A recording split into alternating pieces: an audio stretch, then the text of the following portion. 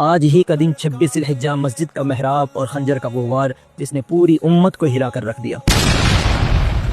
نبیوں کے بعد اللہ کے نبی صلی اللہ علیہ وسلم کے برکت سے جو جماعت وجود میں آئی ہے، آج تک اس کے مقابلے کی کوئی جماعت نہ آئی ہے نہ آئے گی۔ جسے اونٹ تک چلانا نہیں آتا تھا وہ دنیا چلانے لگے۔ مکے سے 3 میل کی دوری پر ایک مقام ہے، مقام زنجان۔ حضرت عمر وہاں سے گزر رہے ہیں۔ حضرت عمر نے وہاں کھڑے ہوئے اور رونے لگے اور کہنے لگے کہ یہی وہ مقام ہے جہاں میں اونٹ چرانے آیا کرتا تھا، اور شام کے وقت جب اونٹ بھوکے رہ جاتے تو میرے والد خطاب مجھے ڈانٹتے، مارتے اور تانے دیتے، کہتے تجھے اونٹ بھی چرانا نہیں آتا تو اپنی زندگی میں کرے گا کیا؟ لیکن آج دیکھیے کہ نبی کریم صلی اللہ علیہ وسلم کی برکت کی وجہ سے، آپ صلی اللہ علیہ وسلم کی صحبت کی وجہ سے آج وہ عمر جسے اونٹ چرانا نہیں آتا تھا، آج وہ عمر دنیا چلانے لگا ہے، ایک ملک چلانے لگا ہے۔ درفشانی نے تیری قطروں کو دریا کر دیا، جو نہ تھے خود راہ پر اوروں کے ہادی بن گئے۔ ترمذی کی روایت موجود ہے، اللہ کے نبی صلی اللہ علیہ وسلم نے دعا کی اللہم اعز الاسلام، ایک روایت میں ہے اللہم ایید الاسلام، اور اللہ کے نبی صلی اللہ علیہ وسلم نے یہ بھی دعا کی کہ اے اللہ ابو جہل اور عمر میں ان دونوں میں تمہیں جو زیادہ پسند ہو، جو سب سے زیادہ محبوب ہو، اس کے ذریعے سے ایمان کو، اسلام کو قوت عطا فرما۔ صبح ہوئی، عمر دروازے پر موجود ہیں اور کلمہ لا الہ الا اللہ پڑھ رہے ہیں۔ اللہ کے نبی صلی اللہ علیہ وسلم نے اتنی زور سے نعرے تکبیر لگایا کہ کعبے کے سائے میں بیٹھے ہوئے مشرکین اور کفار نے یہ آواز سنی، اللہ اکبر کی صدا سنی۔ نظر جبرائیل آئے، فرمایا لقد استبشر یا رسول اللہ، اے اللہ کے رسول آپ ہی صرف خوش نہیں ہے، صرف دنیا ہی آج خوشی نہیں منا رہی، آج اہل آسمان بھی خوشی منا رہے ہیں، آج فرشتے بھی عمر کے اسلام لانے پر خوشی منا رہے ہیں۔ نماز کا وقت ہوا، حضرت عمر نے اعلان کر دیا آج سے نماز خانہ کعبہ میں ہوگی، کوئی مائی کا لال ہے جو عمر کو روک کے دکھائے۔ مفسرین لکھتے ہیں کہ قرآن کے 22 مقامات پر وہی حضرت عمر کی رائے کے مطابق نازل ہوئی ہے، جو حضرت عمر رائے دیا کرتے تھے وہ قرآن بن جاتی۔ ما سلک عمر سلک الشیطان فجا غیر فج عمر، نبی کریم صلی اللہ علیہ وسلم نے فرمایا کہ جس راستے سے عمر گزرتا شیطان اس راستے سے نہیں گزرتا تھا۔ نبی کریم صلی اللہ علیہ وسلم نے خواب میں دیکھا کہ جنت کا سیر کر رہے ہیں اور ایک بہت بڑا محل نظر آیا۔ جبریل سے پوچھا جبریل یہ محل کس کا ہے؟ وہاں پر ایک خوبصورت حور بیٹھی ہوئی وضو کر رہی تھی۔ جبریل نے کہا یہ محل عمر کا ہے۔ اللہ کے نبی صلی اللہ علیہ وسلم فرماتے ہیں کہ میرا جی چاہ رہا تھا کہ میں اس محل کو اندر سے جا کر دیکھوں، اس کی خوبصورتی کو دیکھوں، لیکن میری غیرت نے گوارا نہیں کیا۔ یہ واقعہ سنتے ہی حضرت عمر رضی اللہ تعالی عنہ رونے لگے اور کہنے لگے علی کا اغار یا رسول اللہ، کیا آپ کو مجھ پر غیرت آئی یا رسول اللہ؟ احد پہاڑ پر اللہ کے نبی صلی اللہ علیہ وسلم حضرت ابو بکر اور حضرت عمر کے ساتھ کھڑے ہوئے ہیں، خوشی کے مارے احد پہاڑ جھومنے لگا، لرزنے لگا۔ اللہ کے نبی صلی اللہ علیہ وسلم نے کہا اثبت، ٹھہر جا، انہ لیس علیک الا نبی او صدیق او شہید، کہ تجھ پر ایک نبی کھڑا ہے، ایک صدیق کھڑا ہے، ایک شہید کھڑا ہے۔ ایک مرتبہ حضرت عمر رضی اللہ تعالیٰ عنہ گزر رہے ہیں، حضرت ابو بکر سے سامنا ہوا۔ حضرت عمر نے کہا یا خیر الناس، اے لوگوں میں سب سے بہتر، یہ کہہ کر حضرت ابو بکر کو مخاطب کیا۔ حضرت ابو بکر مسکرائے اور کہنے لگے عمر میں تمہیں ایک بات نہ بتاؤں جو میں نے خود رسول اللہ کے زبان سے سنی ہے؟ اللہ کے نبی صلی اللہ علیہ وسلم نے فرمایا ما طلعت الشمس علی رجل، آج تک کوئی ایسا سورج طلوع نہیں ہوا کسی ایسے شخص پر جو عمر سے بہتر ہو۔ امی عائشہ لیٹی ہوئی ہے، نبی کریم صلی اللہ علیہ وسلم بھی ساتھ میں لیٹے ہوئے آسمان کی طرف دیکھ رہے ہیں۔ امی عائشہ نے پوچھا یا رسول اللہ اس آسمان میں جتنے ستارے موجود ہیں، جتنے نظر آ رہے ہیں، کیا ان ستاروں کے برابر بھی کسی کے اعمال ہو سکتے ہیں؟ رسول اللہ صلی اللہ علیہ وسلم نے فرمایا عائشہ میری امت میں ایک شخص ہے جس کا نام عمر ہے، اس کے اعمال ان ستاروں سے بھی زیادہ ہیں۔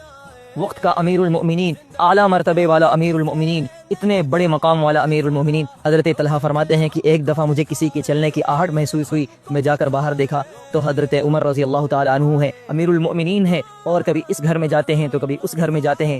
پھر میں نے تھوڑی دیر انتظار کیا اور ایک گھر میں گیا، میں نے دیکھا کہ وہاں ایک بوڑھی عورت ہے جو بستر پر لیٹی ہوئی ہے۔ میں نے اس بوڑھی عورت سے پوچھا کہ اماں جان کون تھا، کیا آپ جانتی ہے؟ کہنے لگی بیٹا میں تو نہیں جانتی، لیکن کافی زمانے سے وہ شخص آتا ہے، میرا کھانا بھی بنا دیتا ہے، میرے برتن بھی دھل دیتا ہے، میرا بستر بھی لگا دیتا ہے۔ فرمانے لگے حضرت طلحہ وہ امیر المؤمنین ہے۔ قربان جاؤں میں حضرت عمر رضی اللہ تعالی عنہ پر، ان کی اس صداقت پر، ان کی اس عدالت پر، ان کے اس عاجزی پر۔ اللہ اکبر، عمر وہ حکمراں ہے، زمانہ اب بھی کہتا ہے کہ قائد ہو تو ایسا ہو، حاکم ہو تو ایسا ہو۔ حضرت عمر رضی اللہ تعالی عنہ نے عبیدہ بن الجراح کو قدس کے لیے کمانڈر بنا کر بھیجا بیت المقدس کو فتح کرنے کے لیے۔ حضرت ابو عبیدہ وہاں پہنچے تو اور محاصرہ کیا تو پوپ نے دیکھا، وہاں کے پادری نے دیکھا کہ لوگوں نے محاصرہ کر لیا۔ اس نے پوچھا کہ تمہارا کمانڈر کون ہے؟ حضرت ابو عبیدہ آگے بڑھے، کہنے لگا اگر یہ 1000 سال تک بھی یہاں کھڑے رہیں تو خدا کی قسم بیت المقدس کو فتح نہیں کر سکتے، کیونکہ جو حلیہ ہماری کتابوں میں موجود ہے، جو نام ہماری کتابوں میں موجود ہے، وہ نہ یہ حلیہ ہے نہ وہ نام ہے۔ پھر اس نے پوچھا کہ تمہارا اصلی کمانڈر کون ہے، تمہارا اصل حاکم کون ہے؟ کہنے لگے حضرت عمر رضی اللہ تعالیٰ عنہ۔ اس پوپ نے کہا انہیں بلوائیے۔ خط لکھا گیا، حضرت عمر نے مشورہ کیا، مشورے سے طے ہوا، ایک اونٹ لیا۔ حضرت عمر رضی اللہ تعالیٰ عنہ سے صحابہ نے کہا یا امیر المؤمنین، اے امیر المؤمنین آپ ایک اور اونٹ لے لیجئے۔ حضرت نبی کریم صلی اللہ علیہ وسلم کے چہیتے حضرت عمر فرماتے ہیں کہ میں ایک اور اونٹ نہیں لے سکتا، کیونکہ بیت المال کا سامان جتنا کم خرچہ ہو اتنا ہی زیادہ بہتر ہے۔ حضرت عمر رضی اللہ تعالی عنہ سے یہ کہا گیا دوبارہ کہ اے امیر المؤمنین، یا آپ ایسا کیجئے کہ دونوں لوگ، آپ بھی اور آپ کا غلام، دونوں اسی اونٹ پر سوار ہو جائیے۔ کہنے لگے کہ میں اس اونٹ کو، اس جانور کو اتنا زیادہ بوجھ اور اتنی زیادہ تکلیف نہیں دینا چاہتا، جبکہ اونٹ کے اندر اتنی قوت ہوتی ہے کہ وہ 1000 کلو اٹھا سکے۔ باری مقرر ہوئی، باری طے ہوئی کہ تھوڑی دور تم چلو گے، تھوڑی دور میں چلوں گا، تھوڑی دور نکیل تم پکڑو گے، تھوڑی دور نکیل میں پکڑوں گا۔ اتفاق ایسا تھا کہ بیت المقدس میں داخل ہونے کی باری ہے اور حضرت عمر نے نکیل پکڑ رکھی ہے۔ غلام نے بہت رویا، گڑ گڑایا اور کہنے لگا اے امیر المومنین ایسا نہ کیجیے، لوگ کیا کہیں گے؟ کہنے لگے کہ عمر کا انصاف اس کی اجازت نہیں دیتا وہ کسی اور کی باری پر سوار ہو جاوے۔ بیت المقدس داخل ہوئے، پوپ نے دیکھا کہ حضرت عمر آئے ہوئے، دوڑتا گیا اور پوچھا تمہارا نام کیا ہے؟ کہنے لگے عمر۔ کہنے لگا یہ لیجیے چابی، اور جو حلیہ ہمیں بتایا گیا تھا وہ حلیہ یہی ہے، جو نام بتایا گیا تھا وہ نام یہی ہے۔ خدا کی قسم عمر تم ہی ہو اور فتح بھی تم ہی کرنے والے تھے۔ ہماری کتابوں میں یہ موجود ہے کہ اس کے کپڑے پر 17 پیوند لگے ہوئے ہوں گے، یہی امیر المومنین ہے۔ اور الحمدللہ ثم الحمدللہ بیت المقدس فتح ہو گیا۔ آخرکار ایک دن مغیرہ بن شعبہ رضی اللہ تعالی عنہ کا ایک غلام ابو لولو مجوسی جو رومی نسل سے تھا، وہ آیا اور اپنا کچھ معاملہ پیش کیا، لیکن وہ حق پر نہیں تھا، اس لیے حضرت عمر رضی اللہ تعالی عنہ نے اسے اگنور کر دیا۔ جاتے وقت اس نے کہا کہ عمر امیر المومنین، میں تمہارے لیے ایک ایسی چکی تیار کروں گا کہ پوری دنیا دیکھے گی۔ وہ چلا گیا۔ حضرت عمر نے کہا یہ مجھے مارنے کی دھمکی دے رہا ہے۔ الغرض 26 ذی الحجہ فجر کا وقت ہے، محراب میں چھپ کر ابو لولو مجوسی بیٹھا ہوا ہے اور اس میں خنجر ماری اور حضرت عمر کو خنجر لگی اور بھاگا۔ تقریباً 13 صحابہ کو اس کمبخت نے، اس بدبخت نے زخمی کیا۔ اس کے بعد جب دیکھا کہ میں پکڑا جاؤں گا، اپنے اوپر وار کر لیا اور خودکشی کر لی۔ 3 دن حضرت عمر نے اسی حالت پہ گزارا۔ اس کے بعد 29 ذی الحجہ کو آپ رضی اللہ عنہ کی شہادت ہوئی۔ یکم محرم الحرام، 1 محرم الحرام کو آپ کو نبی کریم صلی اللہ علیہ وسلم کے پہلو میں جگہ ملی اور وہاں انہیں دفن کیا گیا۔ قیامت تک وہ نبی کے بغل میں سوتے رہیں گے۔ ابو بکر اور عمر دونوں نبی کے پہلو میں سوتے رہیں گے۔